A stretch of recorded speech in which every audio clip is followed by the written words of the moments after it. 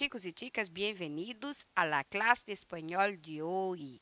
Professora Leda Jane aqui na área do hashtag Fique em Casa Aprendendo na TV Educação, canal 10.2.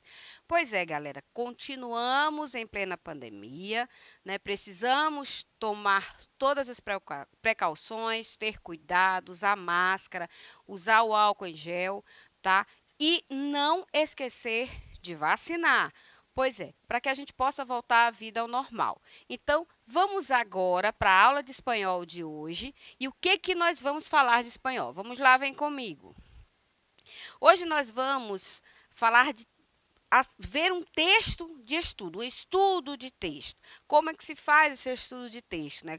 E aí eu trouxe o surgimento da língua espanhola para a gente conhecer um pouquinho e falar de como se faz esse estudo de texto.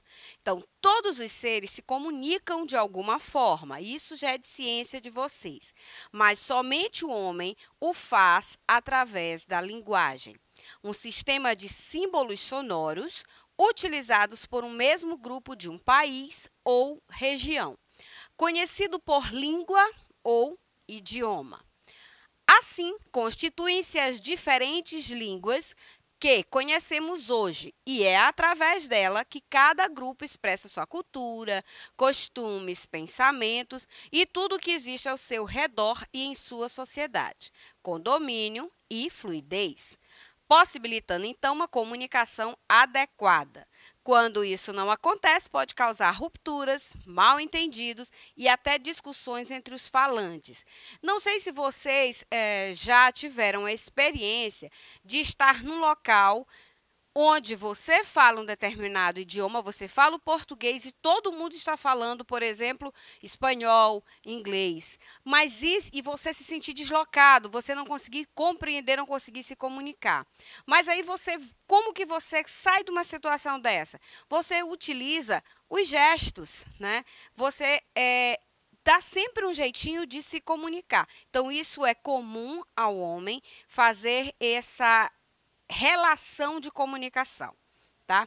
Mas, trazendo aqui para o idioma, tá? Seja ele espanhol, inglês, alemão, francês, se você não tem noção básica, você realmente fica perdido e não consegue compreender.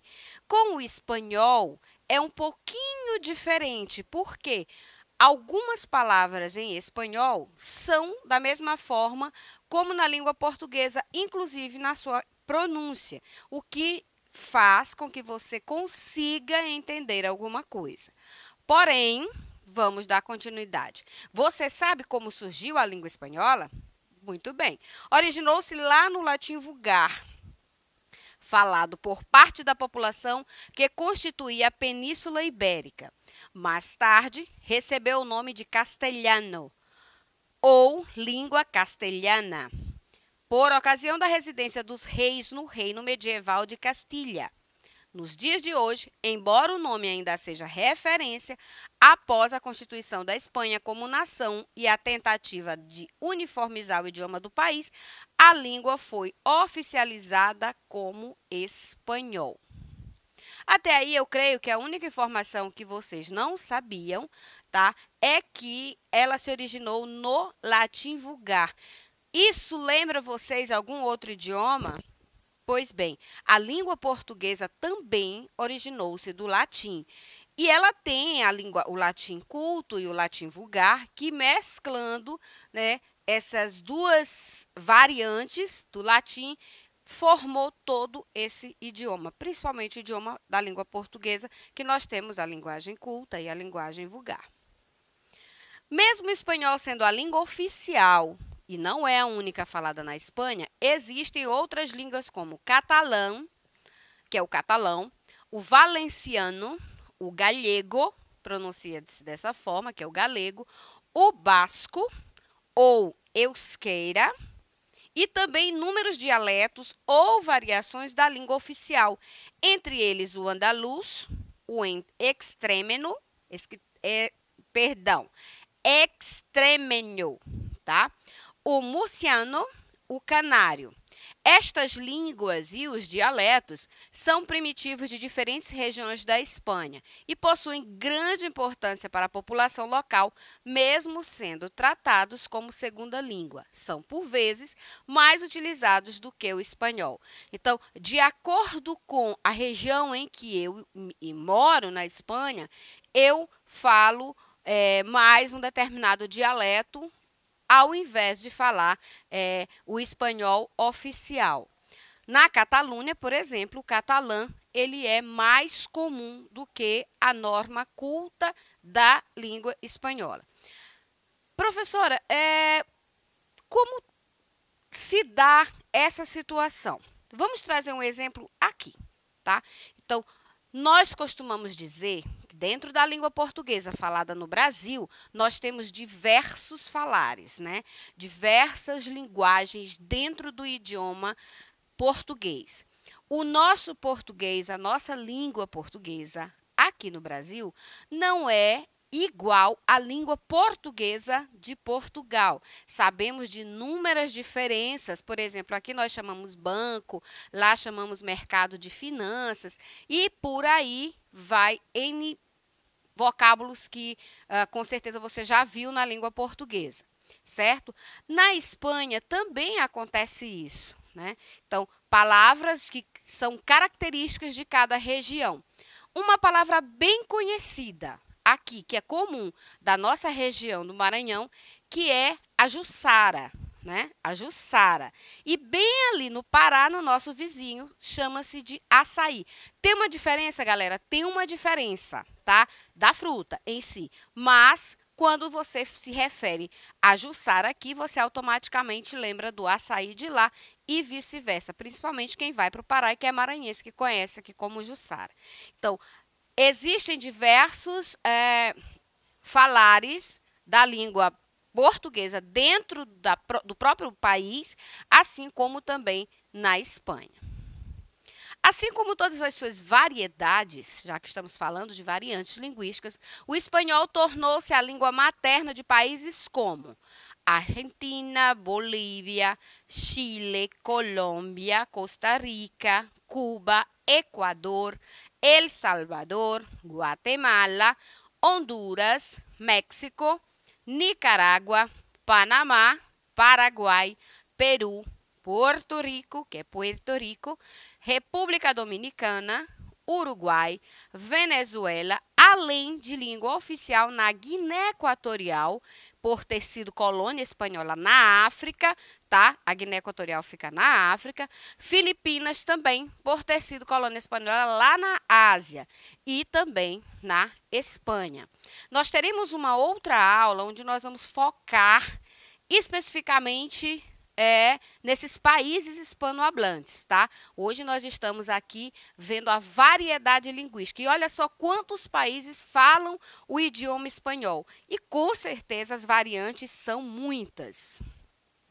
No final do século XV, com as novas conquistas territoriais dos espanhóis, a língua expandiu-se por toda a América e sofreu inúmeras modificações, ora permanecendo dentro dos limites de uso popular e outras se propagando por todo o país. Estas ocorreram por questões geográficas, culturais e sociais de cada região, nada diferente do que acontece aqui no Brasil.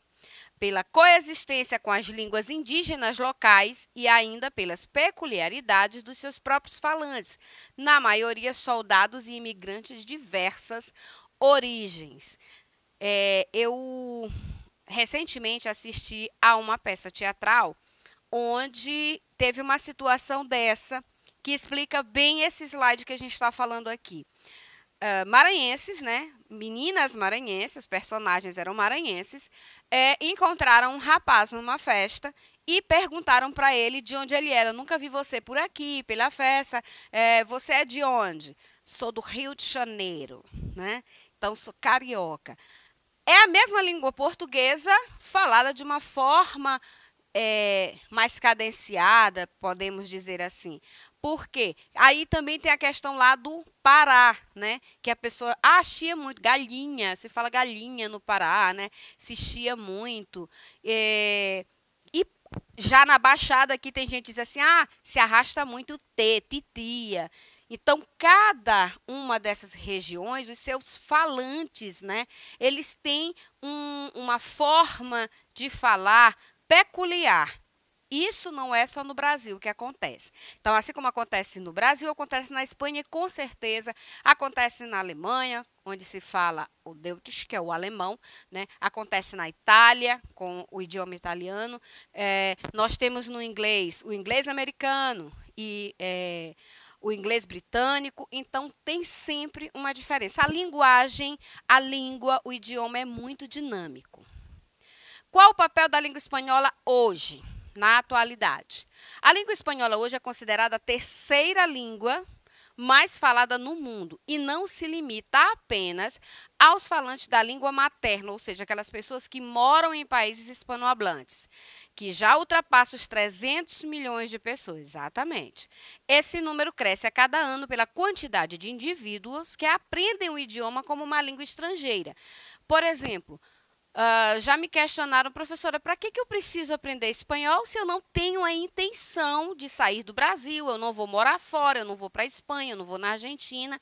Mas quando você vai para a faculdade, você vai fazer uma monografia no teu término de curso ou um artigo científico. E lá você vai precisar fazer um trechinho que chama-se abstract.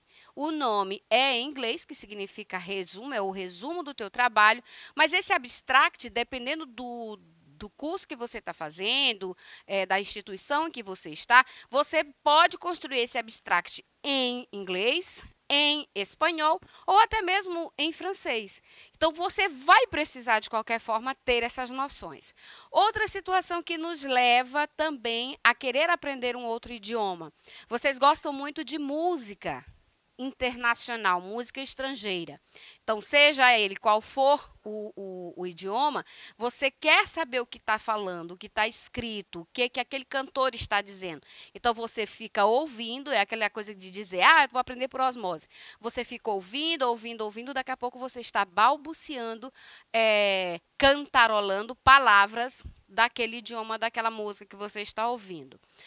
Se tratando de espanhol especificamente, nós temos alguns cantores, né, nacionais que fazem sucesso pelo mundo todo e que se utilizam da língua espanhola para suas canções também. Isso deixa vocês curiosos para aprender. Uma outra situação são séries, né? La Casa de Papel, muita gente assistiu, muita gente está acompanhando, assiste, e ela é em espanhol. Ah, mas ela tem a tradução, ela tem a legenda, né? Tudo bem, tem, mas você acaba curioso, aprendendo, tá? E isso facilita você em alguma situação. Hoje você está no ensino médio, talvez você não tenha tanta necessidade do espanhol, né, ou do inglês em si, para uma questão de estudo. Mas quando você for para a faculdade, você pode querer fazer uma pesquisa onde você precise fazer traduções de artigos e textos científicos que estão em outra língua dentro do tema que você quer pesquisar. Então, isso sem falar na questão profissional, tá? Quem vai trabalhar num hotel precisa ter noções de línguas estrangeiras, porque vai receber turistas. Quem trabalha nessa área de turismo, quem trabalha com artesanato, por exemplo, no projeto Reviver, que é uma área turística da nossa cidade, precisa ter essas noções. Então, o idioma, seja ele qual for, diferente da língua portuguesa, ele está no nosso dia a dia, né? Que dirá inglês, que a gente vai no shopping e vê um monte de coisas em inglês, no aeroporto, que tem que ter as duas, né? Inglês e espanhol. Então, isso está no nosso cotidiano.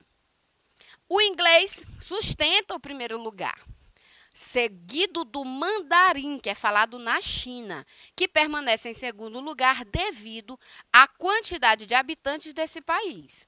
Olha só. Porém, o espanhol se destaca no mundo comercial, principalmente na comunidade europeia, onde, junto com o inglês, são as línguas mais utilizadas. Outro dado interessante é que vem alcançando um número considerável de internautas, sendo atualmente a terceira língua mais utilizada na internet. Quem utiliza aquele aplicativozinho do TikTok, né, Tem muito TikToker que faz as suas postagens em espanhol e é bem interessante.